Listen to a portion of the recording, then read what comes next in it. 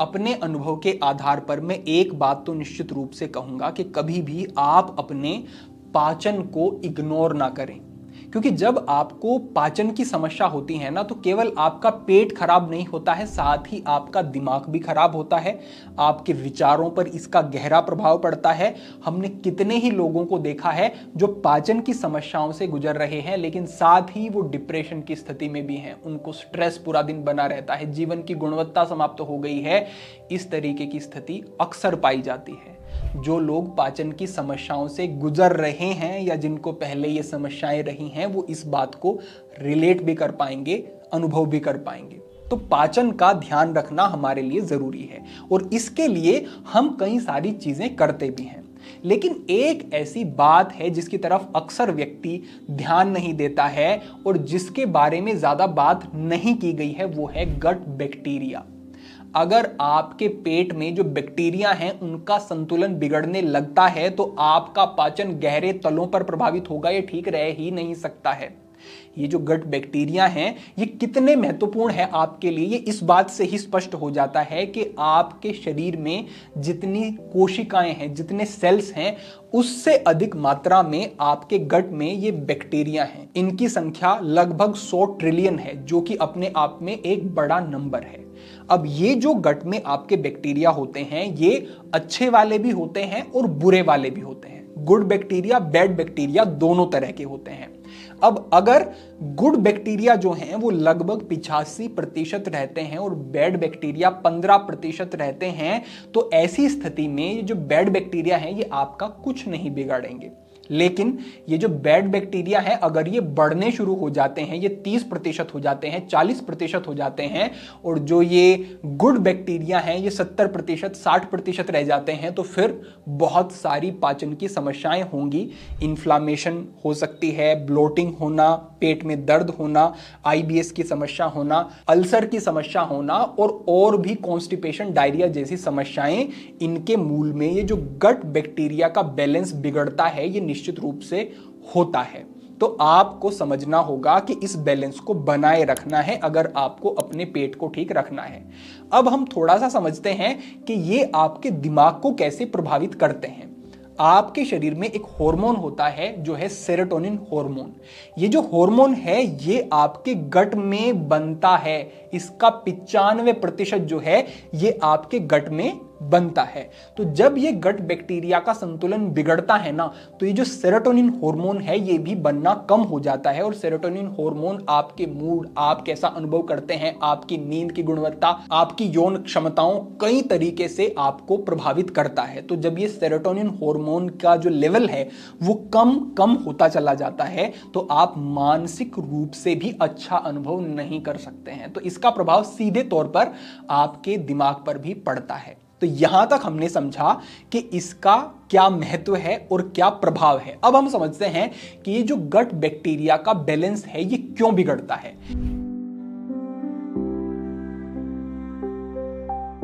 इसका जो सबसे पहला और प्रमुख कारण है वो ये है कि आप जो बैड बैक्टीरिया है ना उनको पाल रहे होते हैं। पालने से हमारा मतलब है कि आप ऐसा आहार ले रहे होते हैं जो कि जो बैड बैक्टीरिया है आपके गट में उनको बढ़ाने वाला होता है। देखिए, जो गुड बैक्टीरिया हैं वो जैसे फल हो गए, सब्जी हो गई, फाइबर युक्त आहार हो गए, मिलेट्स हो गए, अन्न हो गया, दालें हो गई, स्प्राउट्स हो गए, इस तरीके की जो ये चीजें हैं ना, ये सारी चीजें गुड बैक्टीरिया का आहार हैं। और अगर आप प्रोसेस्ड फूड, मैदे से बनी हुई चीजें, ट्रांसफैट या फिर मीठा, शुगर का बहुत अधिक आप प्रयोग कर रहे होते हैं, तो ये जितने भी चीजें हैं ना, ये बैड बैक्टीरिया का आहार है। और जब आप इन चीजों को निरंतर लेंगे तो ये बैड बैक्टीरिया बढ़ने शुरू हो जाएंगे, गुड बैक्टीरिया का लेवल कम होना शुरू हो जाएगा और आपका पाचन पूरी तरह से बिगड़ता चला जाएगा।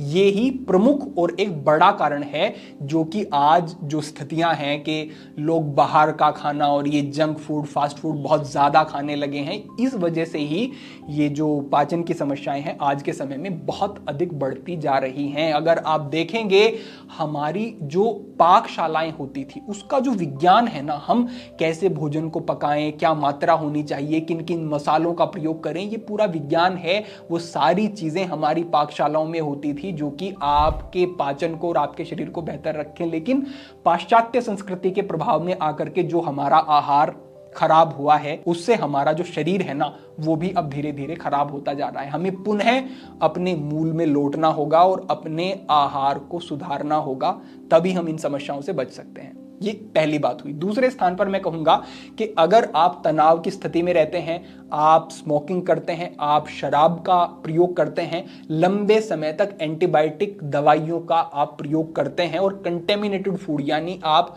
अगर अशुद्ध आहार ग्रहण करते हैं, तो इन कारणों से भी आपके शरीर में जो ये बैड बैक्टीरिया हैं ये बढ़ते हैं और गुड बैक्टीरिया कम होते चले जाते हैं। तो इन सब चीजों की तरफ भी आपको ध्यान देना होगा। सात्विक सुपाच्य घर का आहार आपको लेना होगा, तनाव से बचना है और लंबे समय तक एंटीबायोटिक दवाइयों का प्रयोग करना, इससे जितना आप बच सकें आपको बचने की कोशिश करनी है, ये ध्यान रखें। अब हम इस मार्गदर्शन के अंतिम पड़ाव की तरफ बढ़ते हैं और हम ये समझते हैं कि इन गुड बैक्टीरिया को बढ़ाने के लिए हमें क्या करना होगा। तो यहां पर सबसे पहली बात वही आ जाती है कि आपको जो बैड बैक्टीरिया हैं उनको पालना बंद करना है और आपको वो आहार नहीं लेने हैं जिससे ये बैड बैक्टीरिया बढ़ते हैं, जिसके बारे में हमने बात की। पहली बात। दूसरा जो स्टेप होगा वो है कि जो गुड बैक्टीरिया हैं इनको अपने शरीर में बढ़ाओ। इसके लिए 3 चीजें मैं कहता हूं। पहली है छाछ, दूसरी है दही और तीसरी है कांजी। इन 3 चीजों का आप प्रयोग करते हैं तो ये जो गुड बैक्टीरिया हैं ये तेजी से बढ़ने शुरू हो जाएंगे। दही छाछ आपको आपके घर में मिल ही जाएगी। कांजी को कैसे बनाना है, बहुत सरल होता है। यूट्यूब पर ही आप सर्च करेंगे तो आपको बहुत सारे व्यक्ति मिलेंगे जो इस बारे में बता रहे होंगे। कांजी आपको तैयार करनी है और उसका सेवन आपको करना शुरू करना है। अब इससे आगे बढ़ते हुए तीसरा स्टेप है कि ये जो गुड बैक्टीरिया हैं ये आपने अपने गट में बढ़ा लिए, लेकिन अब इनको पालना भी तो है। यानी कि ये बढ़ तो गए हैं लेकिन अब इनको जब आप आहार दोगे तो ये स्वस्थ रहेंगे, बेहतर रहेंगे और बैलेंस बना रहेगा। तो इनका आहार क्या है, जो मैंने कहा फाइबर से युक्त चीजें, फलों का प्रयोग, सब्जियों का प्रयोग अच्छी मात्रा में करना है। और एक मैं चीज कहता हूं कि ईसबगोल का प्रयोग करें, ये बहुत उपयोगी है। इसकी कोई आपको आदत नहीं लगेगी। करना ये है कि भोजन से कुछ समय पहले भी आप ले सकते हैं और सोने से पहले भी ले सकते हैं। 1 चम्मच की मात्रा में थोड़े से पानी में मिलाएं, आधा गिलास पानी, और उसको आप ग्रहण कर लें। तो ये आप निरंतर भी महीना 2 महीने तक सेवन करते हैं तो ये जो बैलेंस है ये बनना शुरू हो जाएगा। फिर आप थोड़ा अंतर भी दे सकते हैं। इस तरीके से ईसबगोल का प्रयोग किया जा सकता है। एक मैं ये बात कहूंगा कि जो आप फल खाते हैं, जैसे कि आप अमरूद खाते हैं, तो अमरूद के जो बीज हैं वो आप जब ग्रहण करते हैं तो आपके पेट से वो आगे बढ़ जाते हैं, डाइजेस्ट हुए बिना ही आगे बढ़ जाते हैं। छोटी आंत से भी वो आगे हो जाते हैं और बड़ी आंत में वो पहुंचते हैं। तो वो गुड बैक्टीरिया जो बड़ी आंत में हैं उनका आहार बनते हैं। तो इसी तरीके से अनार आप खाते हैं तो अनार के बीज, अमरूद के बीज, आप तरबूज खा रहे हैं तो तरबूज के बीज भी उपयोगी होते हैं। तो इस तरीके से जो ये बीज से युक्त आप फल खाते हैं ना, ये गुड बैक्टीरिया को बढ़ाने में बहुत ही उपयोगी हैं, बहुत अच्छा काम करते हैं।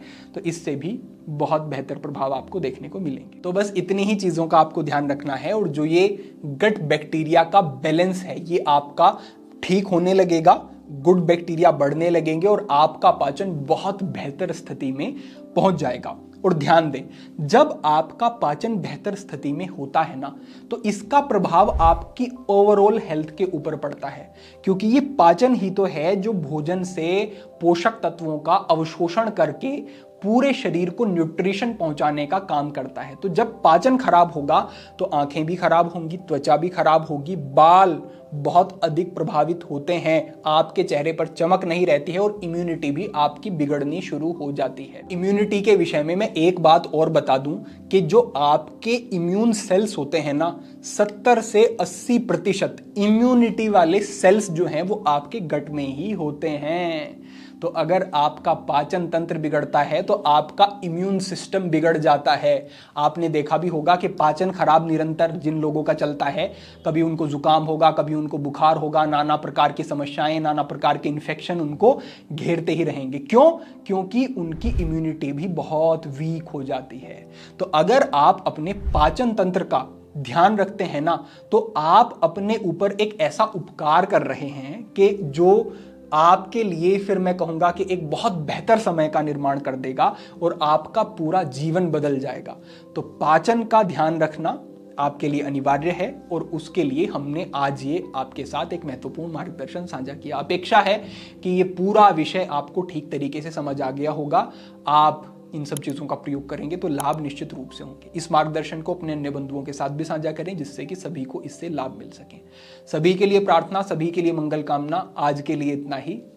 ओम नमः शिवाय।